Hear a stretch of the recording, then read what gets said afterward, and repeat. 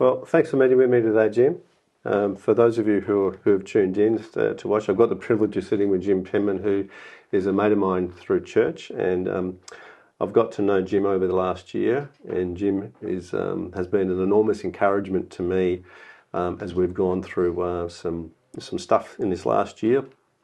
And I've read his book. It was actually recommended to me before I even knew Jim. I was talking to somebody who was helping me work through some anxiety issues, and she actually said, "Did you see Jim speak at church recently?" And I said, "No, I didn't even know he went to our church." And she said, "You and him would actually get along very well. You're actually quite similar." And she said, "I recommend you get hold of his book." So I went to church, and I asked, "Do you have any copies left?" And they said, "Yes." And I took the book, and it was funny. It wasn't actually until I met you that I actually picked up and read it, and I started to realise that nearly all the pieces of advice that you've given me over the course of the last year are actually recorded in the book. So one of the reasons why I wanted to reach out and speak to Jim today is not only has he been enormously helpful to me in terms of things like letting go when and just learning the lesson when you've made a mistake. I think that a lot of people can learn from it. So. Yeah, well, I had a lot of practice in making mistakes, so you have to keep on doing stupid things, and you look at it and you say, okay, all right, that's a mistake. Now, how can I learn from that? What can I do different next time? Yeah. And that's the lesson. Yeah, I think it was funny. The more I dug through your book, the more I realised that so much of the wisdom is collective. It's through the years, trial and error. And one of the lines that I picked up was, "No one is a natural born entrepreneur." No. Yeah. I am certainly not. I do so many dumb things all the time. I mean, I'm pretty obsessive about customers, always have been. But learning how to run a business is really hard. Learning how to stick to what you know. Working how to pick the right people, that's the hardest thing of all. Yeah. Just constantly driving to do things better. And so much of what we do now is something I had no idea about. If I got to come back and done this interview with myself from 40 years ago, I'd be a lot further ahead. Yeah. So much I didn't know in those days. Yeah.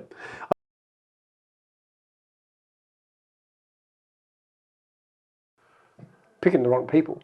Okay, right. Rightio. I mean, it's just, you just make so many mistakes and you learn a bit. Yeah. You learn where they come from. One of the things I've discovered is that one of the best ways to find good people is right under your nose. You look at people who are already within your organisation, whether it's franchisees or as staff members, and give people a chance to shine, and they often do. So most of my best people actually come up internally.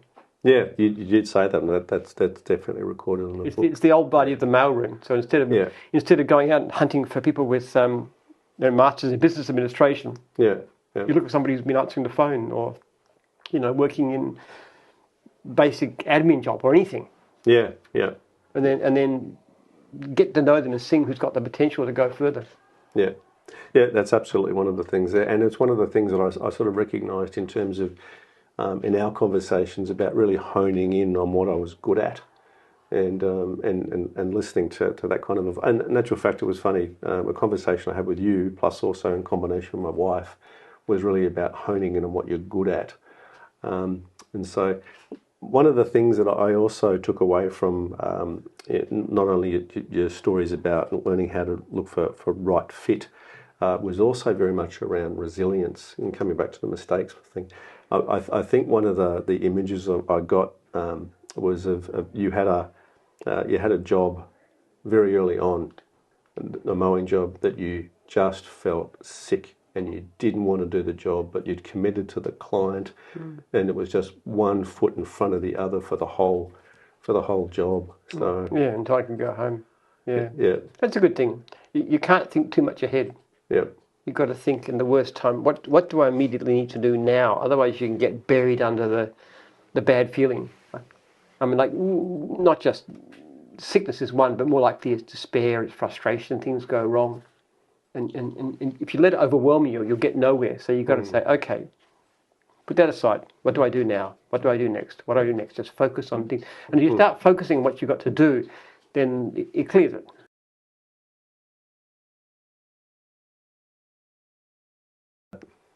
Well, you talk about mowing lawns and stuff. It's a job I generally liked. Yeah.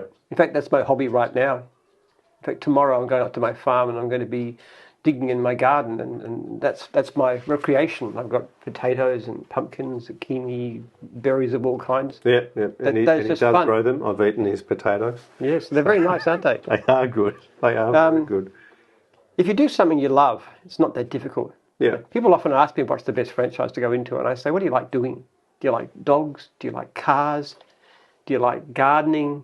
Do you like construction? Do you like electronics? What are you keen on? Go into that. Do something that you get enjoyment from, as I did from mowing, gardening contract. Now I tried other things too. I tried to be a carpet cleaner at one time. Now carpet cleaning is a great profession.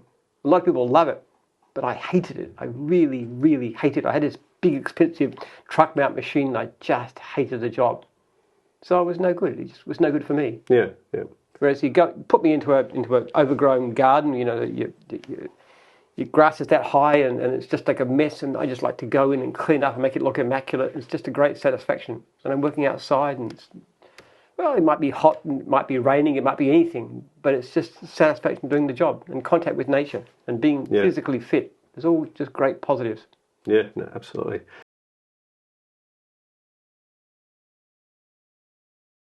It's not what executives do, but I do find that people who understand, like with our franchisors, the best franchisors are those who've done the job themselves, generally speaking. They know what it's about, they know what it's like, and they can give advice from experience. Oh yeah, you've got a difficult client, doesn't pay.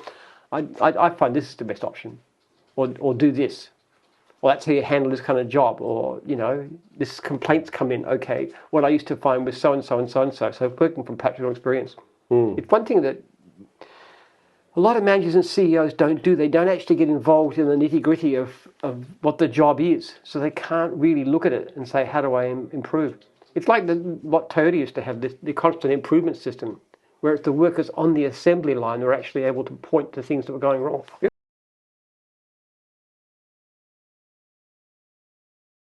Look, it's difficult when you're an independent because most of them fail. It's between 90 and 95% of cleaning and gardening businesses who fail in their first year. With us, we still failed times, but it's about 12% in the first year. But generally speaking, you look at your pricing based on your acceptance rate. The only situation where I would tend to advise a franchisee to raise their prices is if they're just starting off and they've got a low conversion rate and getting a lot of knockbacks on price. In that sense, probably, no matter what hourly rate you're making, you're probably charging too much because you haven't got enough work. But most of my franchisees aren't in that situation. Most of them don't take much work at all. And for them, my advice is always put your prices up. Yeah. For new jobs, put them up 10, 20% over what you'd normally charge. And then you go back to your regulars and start raising those. And then constantly keep on doing that and get your rates up and up and up. I do not believe in competing on price. I think it's a mug's game.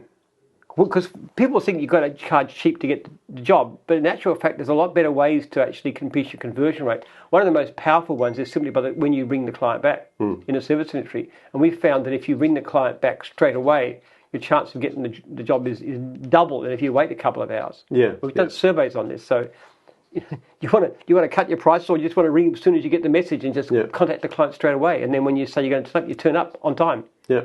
And give them a bit of a leeway. And if you can't be there, you ring them up. It's just basic customer service. And then having a proper looking quote and having uniforms and having vehicle signage and the rest of it.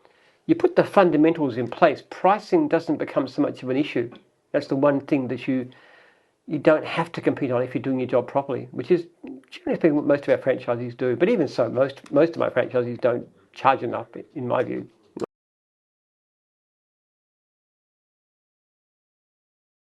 For example, one of the things I often do is I point out leads in other divisions they could do. Like there was a cleaning franchise who contacted me yesterday and he wasn't getting enough work. So I did a bit of a list and I said, well, you've got a whole lot of services in your area unserviced for car cleaning and carpet cleaning and window cleaning. I said, surely you can do those. And he said, I don't know how to clean a window. I said, well, it's nothing. You use a squeegee. You buy one, it costs you $20. He said, I've got a squeegee. So and car cleaning, basically speaking, it's cleaning, but a car. Yeah. If you can clean a house, you can clean a car. You might not know how to wax and polish and stuff, but even that you can learn. Yeah. So take some of those jobs. There was actually more than enough leads to get him flat out. He just hadn't thought of it, even though we talk about it at training, his franchise, or hadn't mentioned it. So I just said, let's do it. I don't honestly know whether he has done it. I haven't heard from him so far, but that's kind of simple advice.